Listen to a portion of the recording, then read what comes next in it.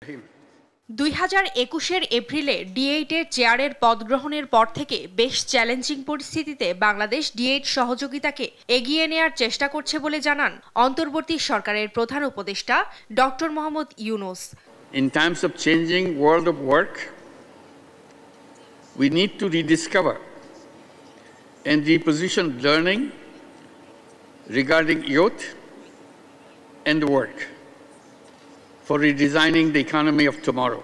মিশরের কায়রোতে ডি8 শীর্ষ সম্মেলনে উদ্বোধনী ভাষণে তিনি একথা বলেন। এ সময় বিদায়ী চেয়ার হিসেবে ডক্টর ইউনূস নতুন চেয়ার মিশনের প্রেসিডেন্ট আবদেল ফাত্তাহ আল সিসিকে উষ্ণ অভিনন্দন জানান।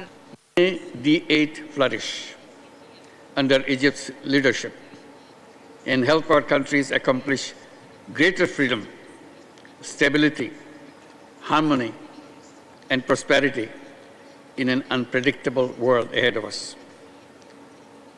I thank you, Your Excellencies. Thank you very much.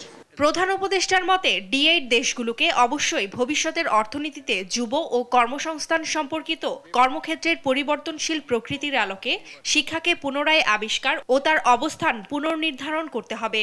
এ সময় তিনি বাংলাদেশে ডি8 ইউথ কাউন্সিল প্রতিষ্ঠা এবং ডি8 বাণিজ্য চুক্তি অনুস্বাক্ষরের বিষয়টি তুলে ধরেন।